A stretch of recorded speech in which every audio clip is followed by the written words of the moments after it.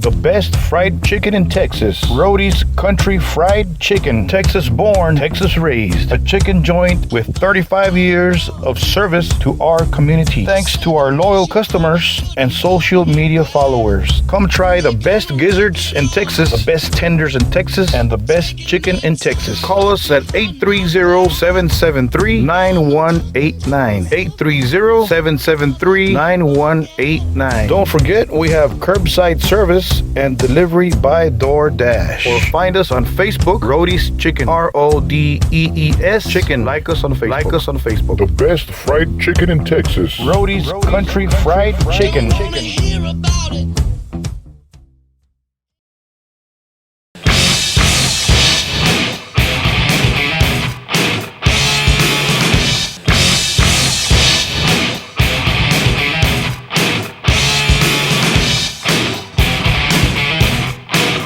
That metal interview. And so we have a band by the name of Pathways.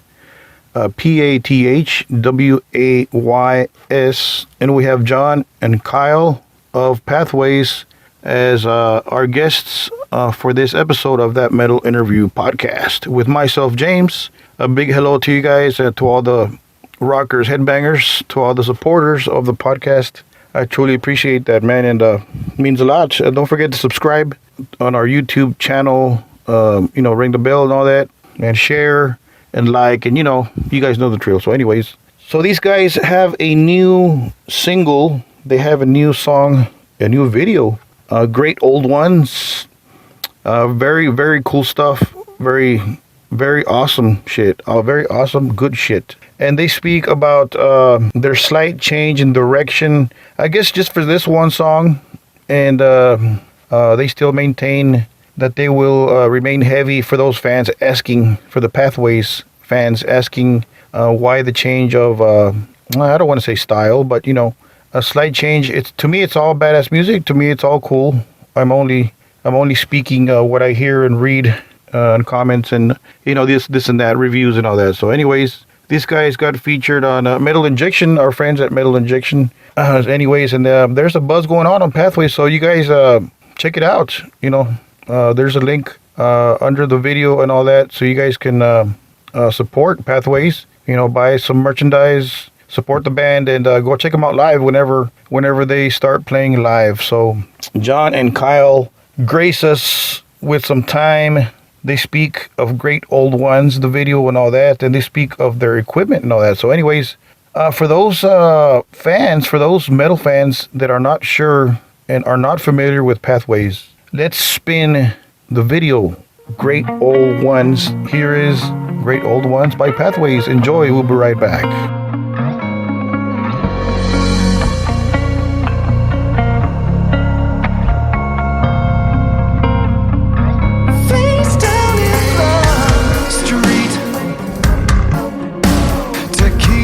Gonna stop free, my only company. Heavy with the burden of absurdity. I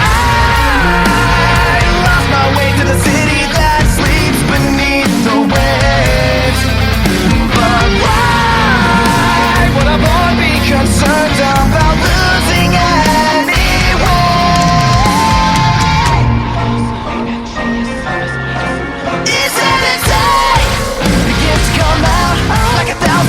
try to drag you down. You can't break. You catch your breath when you got the weight of the world wrapped around your neck. Taking you down to the depths. We live in a dream, in the mind of the old one who sleeps among the sea, among the seas of black infinity.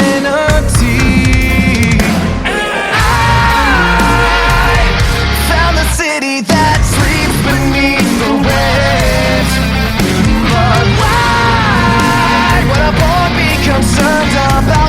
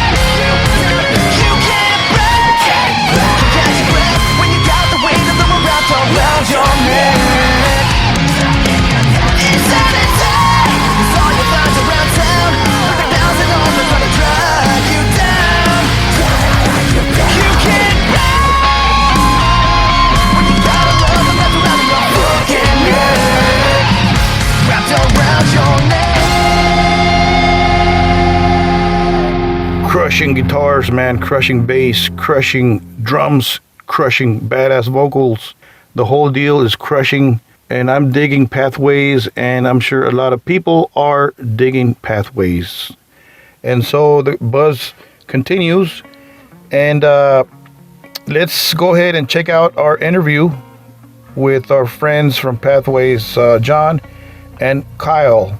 So let's enjoy this interview on our podcast with John and Kyle of Pathways. Enjoy, guys.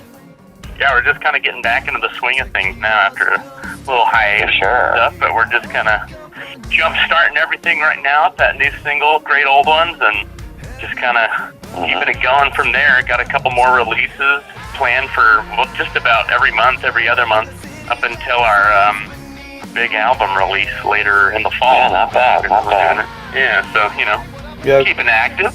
Let's go with the first question. Of course, let's talk about the single, right? Of course, the Great Old Ones. Did you guys write this stuff as a band, or who wrote the song? How do you guys go about writing music? Or That's definitely a good question for us because it's very unorthodox, I think. So I think a lot of bands, traditionally, they get together and they jam things out and they just kind of write. And maybe they start with a riff and then they take that one riff and they go somewhere else. And maybe the singer has a couple ideas for some hooks.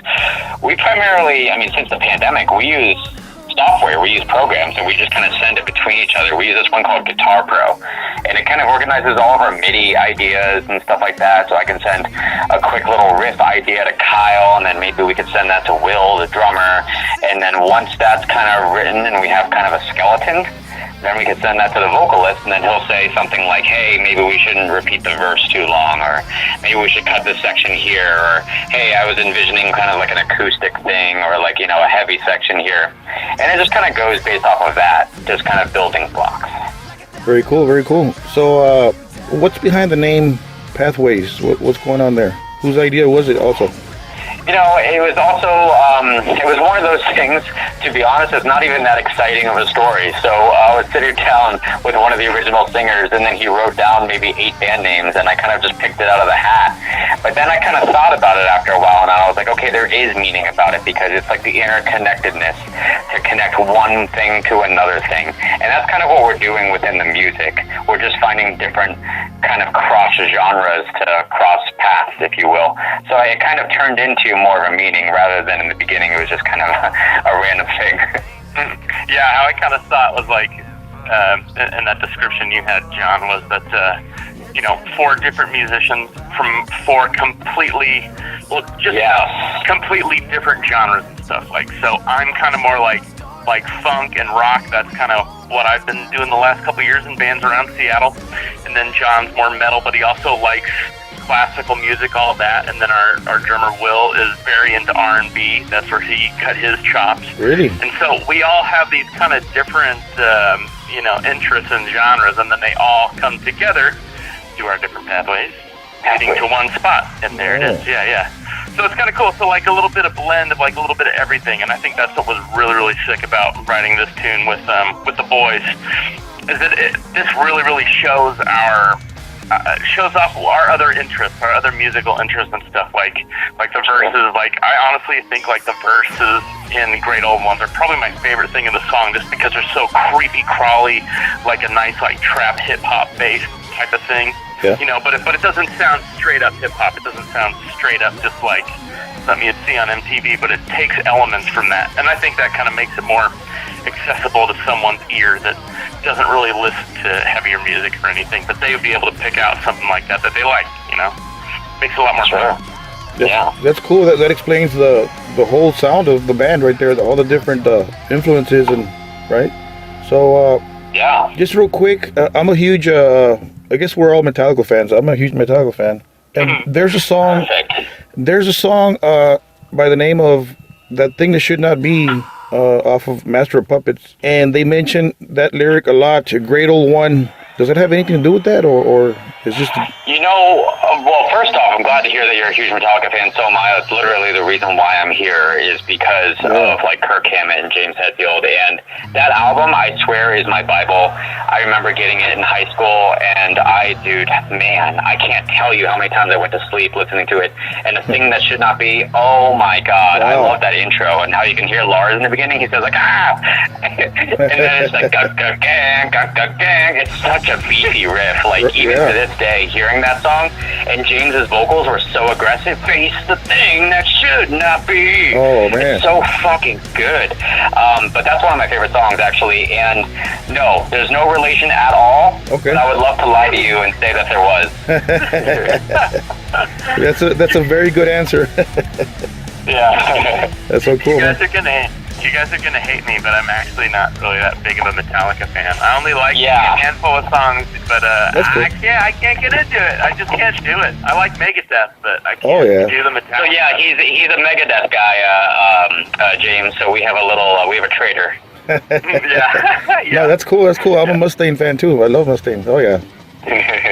Yeah, that dude is actually a huge inspiration. Just because, I mean, like the stuff that he went through. I mean, you know, in his personal life and drug abuse, all that stuff, and getting kicked out of Metallica, all that, and then I don't know. It's just like that beautiful story of just like the underdog that's always just right up against, you know, tailing his competition and stuff. Always just trying to meet them hit for hit. You know, whenever they release an album or something, then he's always gauging how well he's doing. And I don't know. I thought that was just like a beautiful story. You know. I know we're not talking about Pathways, but I mean, that guy Mustaine. I mean, there's an interview where they tell him, "Hey, you sold 20 million records or whatever," and he's like, "Well, that's not enough. That's still not enough." Yeah, it's not. Yeah, he's definitely got a lot of ambition for sure. Wow. I mean, who can sell 20 million records and say that's not enough? Anyway. Right. He's pretty much, I mean, like, there's not that many, like, living rock stars that are still together, you know what I mean? Yeah. Metallica's one of them, you know, Megadeth is as well. You know, at this point, we should be grateful for all the ones that are, you know, still kicking it. Now, back to Pathways. You guys have a couple of EPs out there. Good stuff. Awesome stuff, by the way. Is there a full-length album coming in the future? I know you were talking about it a little bit. Yeah, definitely. So that's kind of what we've been doing. So we were silent for 5 years, and I know that seems like a death sentence, especially for like a younger band. Yeah. But it's like you spend a lot of time trying to coin a sound and trying to find your musical kind of identity, if you will. And it's hard sometimes. It's hard to find the right people and to find the right sound. And it's like, how can you do metal that's like different but also digestible? And there's a lot of different things to like consider. But anyways, long story short, first single in 5 years. This is going to segue into the other releases, which is going to segue into the album. So to answer your question, yes, we do have an album, and this song, Great Old Ones, is going to be a single that's going to lead us into that. So we're going to keep releasing singles until the album comes out. Boom. Awesome. For the fans that don't know, where are you guys from? Are you guys from the Washington area, the Florida area, or? Yeah, so both, yeah. So I'm John, and then Will, the drummer, we're from Florida, and one day we just decided to pick up and move to the PNW, and now we're here in Washington, and that's where we met Kyle, who's the bassist, and then John Eyre, who's the vocalist, so half and half. Oh, wow. So yeah, because I saw the Wikipedia, and it says both, right? So cool. That's Yeah. I'm like, where it says. Yeah, go ahead. Guess it's accurate, so Yeah. good to know.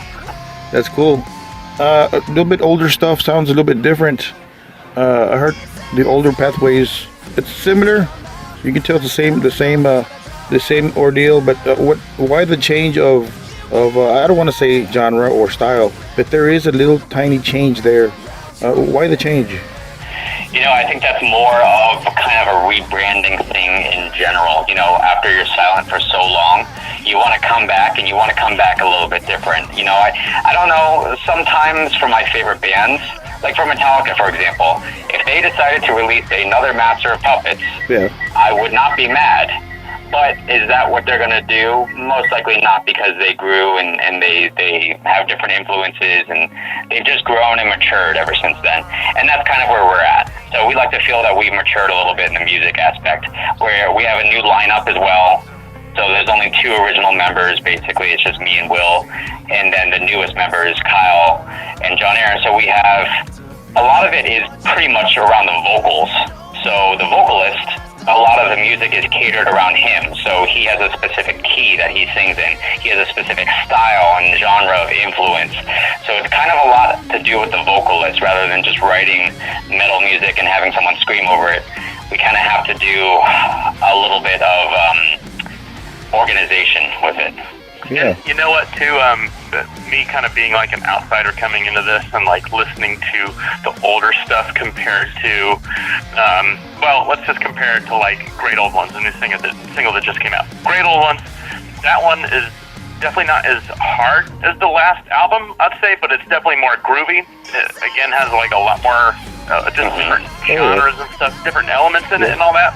But I can assure you that when the new album comes out, it's gonna hit a lot harder. I mean, way harder. But it is still like the new album it's different. Okay. But it still like has those heavy elements and stuff. I mean, just what you'd want out of a gent song, you know, nice heavy metal stuff, great chug and rhythm guitars and stuff. Like when that album comes out, I think that'll reassure a lot of people. And plus, like for our next single that's coming out here pretty soon, that one's gonna be really, really hard too. Oh, really? Much heavier, and I think that's gonna reassure our fans and all that hey, we still got it. We can still kick ass. Okay, like. Yeah. That last one's just like a little teaser, but we're gonna come back swinging, and it's gonna frickin' We have balls, I swear. They're there. Yeah, they're still there. Yeah. So here they are. Here's us showing them. Well, here's a strange question. Do you guys feel you have to be heavy, or do you guys feel free to record differently, or some heavy and some, you know, Tool or whatever? Do you guys feel you have to be heavy all the time, or? Yeah, that's actually a really good question, and we're kind of split down the middle with that. So we come from heavy backgrounds, almost even deathcore, where it's just like really low tuning on the 8-string guitars, lots of breakdowns, lots of screaming, and you'll see it sometimes, like with Great Old Ones, you'll see it in the comments. Some people, to be honest, it's like 80% people saying, I like the new direction, I support these guys, and then there's like 20% that's like, yo, fuck these guys are clowns, I like the heavy stuff only, I don't want any of this pussy shit. And they'll say that, and there's always going to be that. So, but to answer your question even further, I like heavy, and I like being heavy, and I don't like just completely changing it to going like light and just like more soft metal, because that's not all about, in my opinion. Metal is kind of more about aggression, and after all, we are a metal band. So that's where the album comes in, and like we said earlier, there is balls on the album. This one was just like, what we wanted to do is this. We wanted to introduce this light single, and then the next song is going to be a little bit heavier, and then the song after that is going to be like Rip Your Face Off, back to the heavy. So again, to answer your question, it's just both heavy and soft. Mm-hmm. And you know, I think too, once we as we get into writing new tunes and all that, like, of course, we're a metal band, we're gonna write heavy stuff. That's what I like. But I do like that with our new direction now, is that we do have a chance to kind of get like I don't know, a little groovier without losing that kind of fundamental heaviness that we really like. That's I mean, after all, we're musicians in the end. You know what I mean? We want to be good at our craft. Mm-hmm. Yeah, and make it fun. You know. So. Of course. So what do you guys listen to when you're not holding a guitar or a bass? What do you guys kick back with? What's your playlist? Literally everything that is probably not metal these days.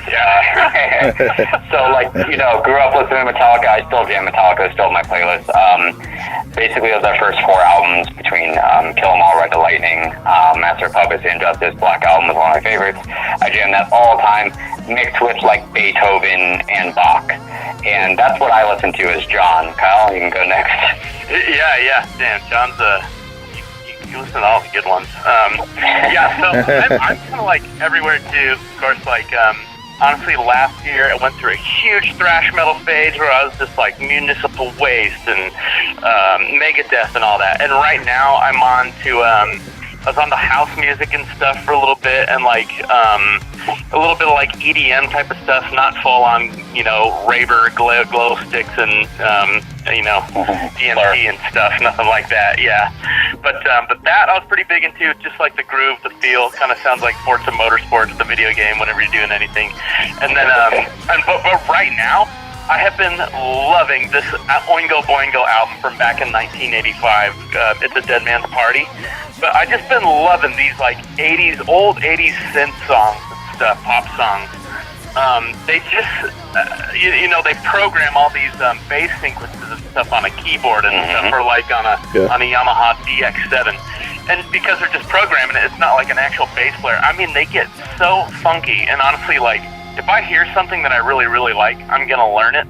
And that's pretty much what I've been doing with all these 80s songs, and really just like, I don't know, it's like something like I'm definitely going to be taking from this Oingo Boingo album, learning some of their bass songs, and then just like putting that into some of my own stuff, you know? Oh, did you know that Danny Elfman, the composer, like with Tim Burton, was in Oingo Boingo? No, what? Yeah, I swear to God, Oingo Boingo is Danny Elfman. He's the one who wrote like the Batman theme, and like he did Edward Scissorhands. He's like all those Tim Burton movies. He's the guy in Oingo Boingo. Oh, wait, is he the singer or? I'm not sure, but I know he's a member of Oingo Boingo. Oh man, if he is, he's a funny looking dude. But I love that guy now. Holy shit, that's funny. Well, I didn't know that. Hilarious. I learned something today. Yeah. I didn't know that. We're learning about Metallica. We're learning about Oingo Boingo. You know, there you go. Yeah. So, wow. Yeah, that and Scritti Politti. That's all I've been on to. But yeah, I'm done there. That's cool. Oh, yeah, Oingo Boingo, all the 80s stuff. Oh yeah, I did not know that about Oingo Boingo. Oh, cool. All those movies and all that. Yeah, look at that. The more you know. Wow. Thanks for the info. Danny Elfman's the shit. By the way, Mike, what else do you listen to besides Metallica? Gotta ask. I'm sorry, James. Me? Oh, you wouldn't believe it, man. I listen to anything in between that has distortion or I mean, you know, before I met death metal or metal, I used to listen to Poison and Bon Jovi and, you know, Firehouse and all that, you know. And nowadays I just listen to anything, you know, D-Side, Cannibal Corpse, Pathways, you know. Oh, yeah. Hey. Motley Crue, you know, everything in between, Sabotage, Megadeth, you know, everything really. Nice. I don't really discriminate metal or any of its subgenres. So, you know, I kind of enjoy everything, you know, so everything's good. If you listen to everything, everything's good, you know. I saw you had the Whitesnake guy on, and that's kind of in the genre that you were talking about, like back in the day, you know? Yeah. Oh, Michael Devin and Joel Hoekstra. Yep. Uh-huh. Oh, yeah. So good. They're like such talented musicians, like so good. The Whitesnake guys are so good. And you know what? They're so down to earth, you know? They're, you would think they're big heads or, you know, like rock stars or whatever. And they're just cool, you know, a conversation just like this, you know, they're real down to earth and they got their own agenda and whatever. And they're real cool people, you know. Big shout out to them if they're listening to this interview with Pathways, you know, Joel Hoekstra from Whitesnake and Trans-Siberian, and Michael Devin, awesome bassist also, you know, Whitesnake. They're such cool players. So that just makes it like so much better, you know, when you meet one of your heroes or one of those dudes you look up to and they're actually super cool. Like, you know, I know I've had that happen before where it's just like someone that's like, you want them to be like, you know, at least like say, hey, cool, but instead they're like down in their phone and stuff and don't want anything to do with you. I mean, I totally get it, but like, come on, just a little bit. But if they just like talk like that, that's so cool, man. Makes you love their music and stuff a little bit more. Yeah, the humbleness is what draws you in, I think. Yeah. Mm-hmm. I've had one. I can't say names, but I've had one interview where I ran into a big head, like a rock star. I don't want to say I had a hard time, but it was kind of tough. You know, he was a tough cookie. You know. Yeah, I'm surprised you said you only had one. I'm surprised there wasn't many more. Right? Well, yeah. One and a half. There was another guy. Yeah, 1.5. Yeah. So, anyways. Well, you got a pretty good ratio. I'd say that. I think you're. I think I saw that you're on season 2. Is that what you're calling it? Or are you calling them seasons? Because I know the first one had 60 episodes, right? Yes, season 1, season 2. Yep. Well. How many seasons are you trying to go for? Forever. You Keep it going. Till I get banned from the internet or something. Well, good. Yeah, well, let's keep going here. I was going to ask a question. We already talked about influences, and have you guys met any rock stars? Oh yeah, man! Like we got a chance to play Warped Tour, and we played Warped Tour at the end of every single Warped Tour. There's like this barbecue, so we got to hang out, with some of these other bands and stuff like that. So that was kind of cool. Got a chance to meet a lot of the people like in our genre, like the August Burns Red guys and stuff like that. Yeah. I wanted to meet Riff Raff, but I didn't get a chance to. He wouldn't come out of his bus. But Oh, wow. yeah, so I mean, outside of seeing bands live and like maybe paying for like a backstage thing, that was my first experience with like actually like playing with some of the bigs in my experience for sure. I've got to, I briefly met one of the B-52s in one of the other bands Ooh. that I was in for a while. We opened up for them at a festival. Wow. And just like briefly saw him and stuff. He was super nice, but they had just like, they just flew in, just got picked up from the airport, dropped him off at the venue. And it was like that 2 or 3 minutes before they were about to go on. I was just like, oh, excuse me. And they're like, oh, hey, you played before us. Oh, nice. I'm like, oh, yeah, thank you. Okay, have fun. And, I mean, they're really, really nice and stuff. But, yeah, only were there for 3 minutes, went up, played a set for about an hour and a half, and then they were gone. Quicker than they even got there. Wow. That's a rock star thing. Like you show up, you play, you leave. Goodbye. Yeah, didn't even touch the catering. Like they're out of it.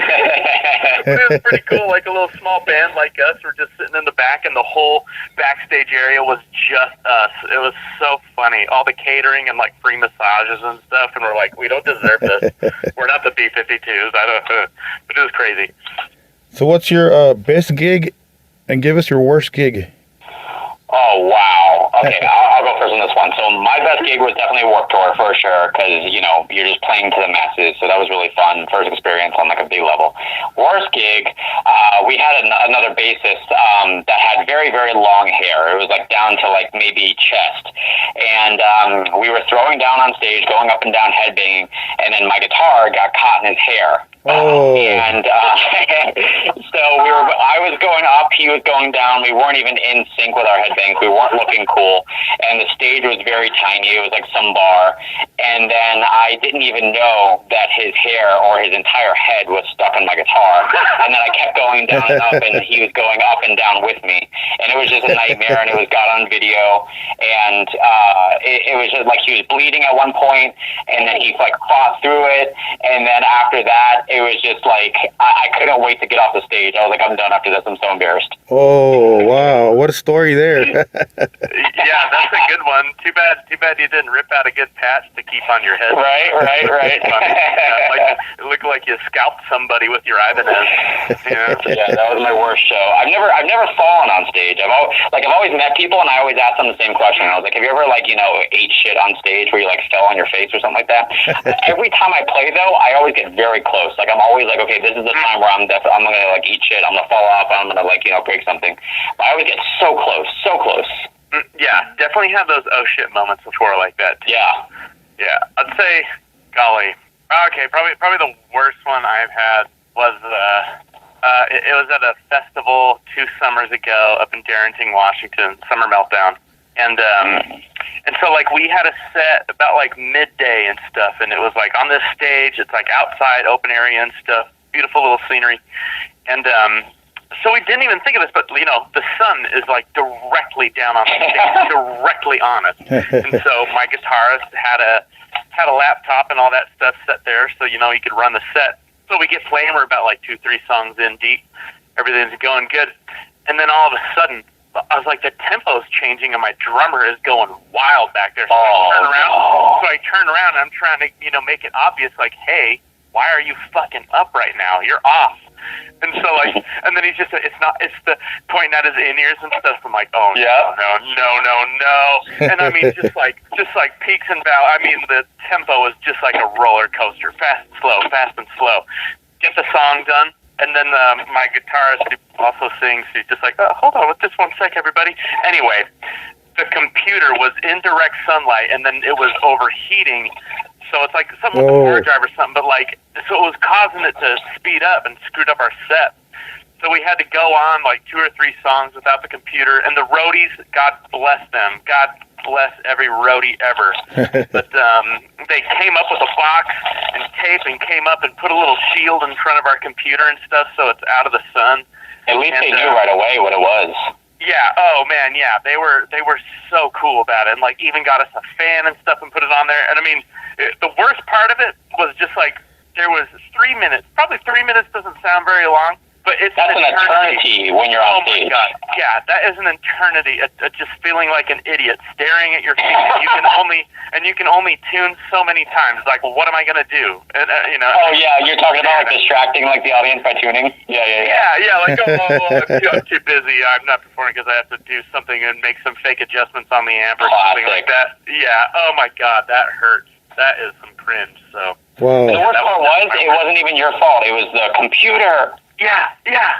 Just, God, nothing you can really do about it. But, you know, those are just things you never think of. So if we ever do an outside gig again, I am bringing a box. And a fan. And a fan, yeah. So God bless all the roadies. Yeah, that's what the story's about. It's all about the roadies, yeah. For real, I'm sure. They're the unsung heroes. Exactly. Oh, yeah, for sure. Are. They don't get the credit they deserve, yeah, for sure. Oh, no. There was a quick story where people don't know what musicians go through, huh? There's I interviewed the guy from Firehouse, Bill Leverty, and he said he almost fell in a hole on stage. Yeah, so, and then one of his legs saved him. You know, he hit his knee or shin or something, and that's what saved him from falling through or some shit, and he was bleeding and... Oh, God. But you know what? That makes for a good story, for at least. Yeah. Oh, yeah. It's like, you know, like Dave Grohl when he broke his leg during a performance. I saw that, Oh, yeah. my God. Yeah, so then he just, like, took a break for a second, came back on after a few minutes, and just had his leg up on a little perch, and he just sat down, played, and sang the song. Dude, nobody does that anymore. There was a good meme where it was, like, comparing him to, like, Justin Bieber canceling a couple shows because he had, you know, a cold or something like that. So Dude, again, Dave Grohl, one of the main rock stars that are still around, you know. I can only name like maybe 10, 15 that are like still like doing it right, and he's one of them, you know. Mm-hmm. Yeah, that are still current. Yeah, he definitely is. So. Relevant. Oh yeah. Real quick, can you guys talk about your personal equipment? See what you guys use on stage, or? Oh, I'm so glad you. Me and Kyle both use the Axe Effects. It's like this preamp effect processor, and pretty much everything in one. You know, it's like we hook everything up to the computer, so we don't have to do the tap dancing with the foot pedals and stuff like that live. And it comes in handy because we can. All the tones that we use on the album, we can actually use and program it in the Axe Effects because it's this modeler. So it means that it can model all the components and circuits of like a real amp. It's like this digital thing, and it does like these cabinet models, and it's pretty much like state of the art. It's really advanced. It's good stuff. And me and Kyle can use the MIDI controllers, which means that we can, depending on the part of the song, we can actually switch effect patches to whatever we want. Like if I want like a lead guitar tone, it'll just switch automatically for me because it'll be based off of the computer tempo to the song. Or if I want like a really tight rhythm, really spanky sound, it'll go to that. Or if I want like a loose like guitar chord, really nice clean sound, it'll go to that. And I don't have to switch it at all. So that's kind of cool. And I know me and Kyle both use that. Outside of that, I use primarily Ibanez guitars. And that's basically my rig. And then I go into like a Mesa cabinet. That's simple, actually. Cool. You bring that Mesa cab with you live, right? Yeah, it's literally just like the Axe Effects, Mesa cab, guitar, nothing else. Maybe a power amp, but that's it. Right, yeah. Yeah, we pretty much have the same setup now. But, I mean, besides mine, I have the big 8x10 refrigerator by Ampeg. Yeah. I have that monolith, and then Dingwall bass, which is my dream guitar. It really is. It really is. Everyone always, they always have like, oh, they want the Warwick or the Fancy Pants Fender for all this, but no, I got the Dingwall because they're the only company that's making any sort of innovation on bass. Yeah. Instead of just like making P-bass copies all the time. But yeah, they freaking rule. Them and Ibanez, I got a lot of respect for them too. I grew up on Ibanez gear, actually. I've owned like 6 or 7 of their guitars in the past. Yeah, we have big instruments though, James. So like Kyle, a normal bassist is 4-string. Kyle plays 6-string bass, and a normal guitarist does 6 or 7-string. I do 8-string guitar. So our instruments are, they're kind of like, they're lookers for sure. Like when people see them, they're like, why do they look like a Frankenstein thing? And it's specifically because we want that extra bit so we can go lower. You know, it helps. It gives you more range and stuff like that. Is that the reason for the 8-string or 7? Because of the low? Yeah, pretty much. So the reason why Kyle has a 6-string bass and I have an 8-string guitar is, you know, it is for the low and the heaviness. It means we can tune lower without the strings being very like wobbly, so that we can go really, really low tuning with really tight strings.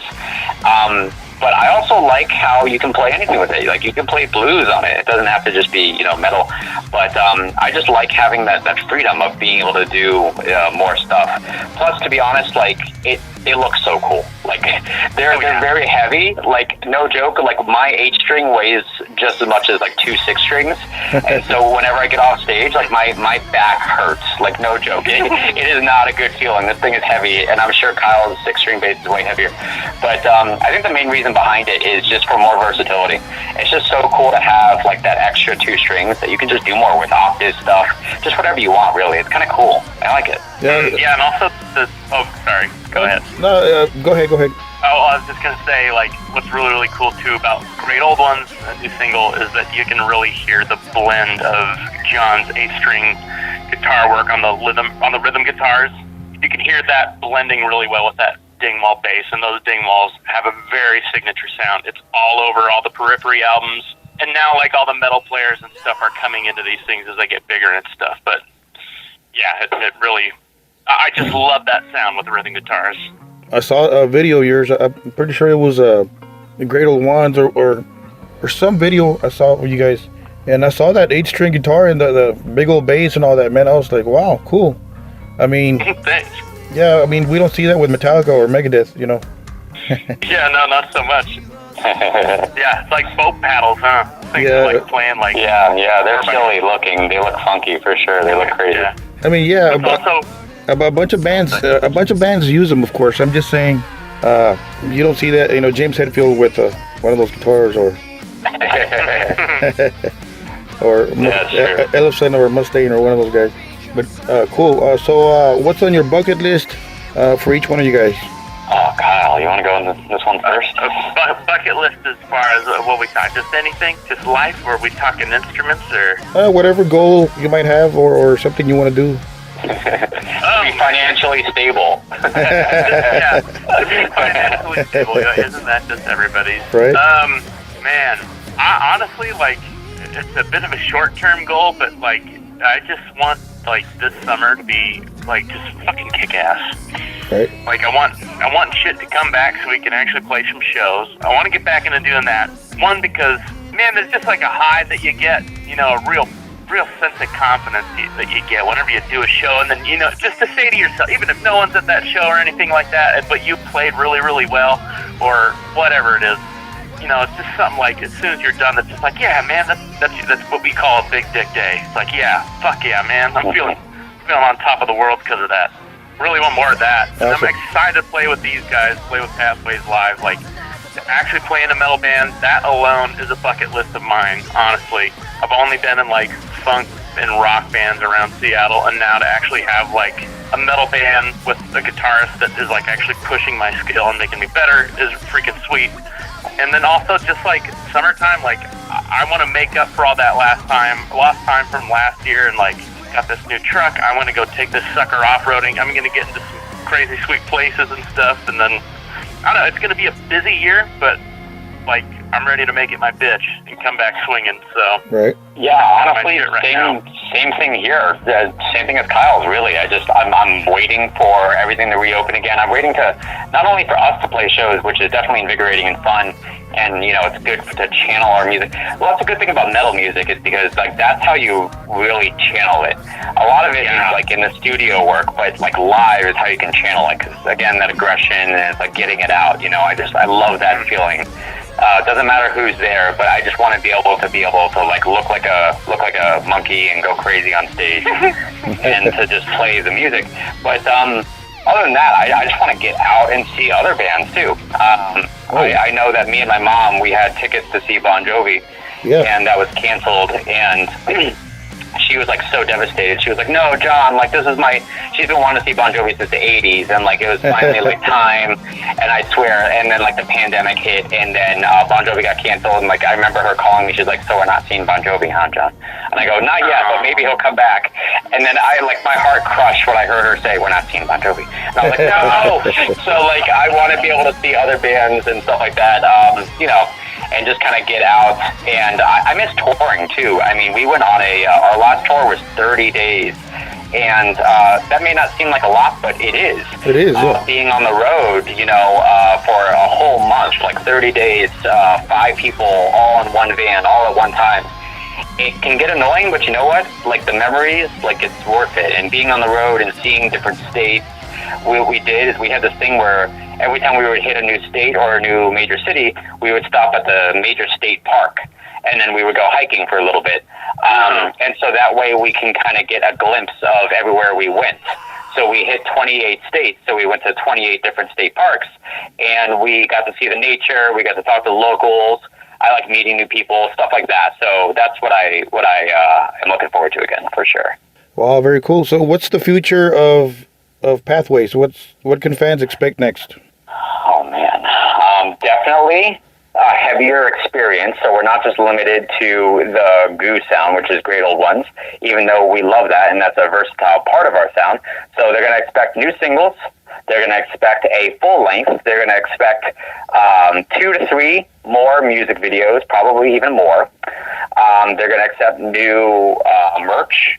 There's going to be new tab guitar releases and stuff like that. A lot more activity. We are here to fucking stay this time. We've been silent for 5 years. We have all of this pent up material in us, and we're basically not going to stop until we can make this big wave. And that's kind of our mission statement, if you will. Awesome. Would you like to send a message to your fans listening to this podcast? Kyle, you want to take this one? Yeah. Hey, thank you so much for the support on the new music video for Great Old Ones. That has been received so well, and we're so excited that everyone's been digging on that. And we honestly really can't wait to show you guys what else we have in store. I think you guys are going to be have a lot to go through, so it's going to be a busy summer. I'll go ahead and post up your links under the video and all the the formats. Can you guys give your fans the links for Pathways? Yeah, so we're on the Facebook, we're on the Instagram. It's just going to be facebook.com/pathwaysband. Same thing with the Instagram. We're on TikTok. We do have a merch set up through a Shopify, and all of that is available as well on the Instagram. So we're primarily using the Instagram and all the socials, even the Twitter, to reach out to all of our fans, and that's where our landing pages are, and that's where kind of it's like our hub to connect everything, the Spotify, the YouTube, the merch, and stuff like that. So Instagram and Facebook, Pathways Band, that's where we're at. And also, thank you to everyone, too, for welcoming us back, and also the warm welcome to some of us newer guys like me and John Air. So far, we have a pretty good reception for that, too. So yeah, not bad. It's been great. Yeah. Excited to meet y'all, too. Holy cow. It's good to have you. Well, you guys are doing great. You guys are, whatever formula you're using or whatever, it's working. And there's a buzz going around on Pathways, and wish you the best of luck, guys, and hope to see you on the road soon, Yeah, thank you so much, James. You're actually a fantastic interviewer. Thank you. You listen, and I love your influences, and I love the people you've interviewed, and I can tell you have a passion for this. So, awesome. this has been a pleasure for us, for sure. Thank you. Honestly, thank you for taking the time, James, and getting back. Thank you to so it, much. Man. I really appreciate that. Really helping us out. It means a lot. I appreciate it, guys. Thank you for the comments and compliments. Thank you. Yeah, so we'll see you on tour. I'm in Texas, so I guess we'll see you guys soon, Say hi. Sure thing. Yeah, thank you. Yeah, we'll hit you up. We come down there. We'll terrorize your town. Awesome. Well, I'll tell you something. I had a great time speaking to John and Kyle, man. Great guys, very down to earth, and great stories right there, man. We hope you guys enjoyed some stories and our conversation really with John and Kyle of Pathway. So don't forget to support those guys, man, the band, and swing by their socials and support them. Purchase some merchandise, go out there and support them live as soon as more live shows start up again. There are some live shows happening right now, but I'm not sure when Pathways is going to start booking stuff and all that. So, and I guess it goes for all music, man. Go out there and support live music in general. Whether it's a pop band, whether it's a country band or whatever. Of course, this show is about metal and rock. So let's support our bands. So in this case, let's support Pathways, and we thank John and Kyle for making time and speaking of their new single and the future of the band and the new guys in the band, of course, and all that. And they talk about their worst experiences also. That was a cool little bit there. So anyways, let's keep going here and be looking forward to our next episode. We have Brandon of Black Dahlia Murder. That will be happening on our next episode of Brandon of Black Dahlia Murder. So check that out, man. And amongst other interviews coming up in the future with some badass bands, as they all are in our eyes. One more time, thank you guys for subscribing and sharing our podcast. For myself, James, we thank you one more time. So don't forget to keep it metal.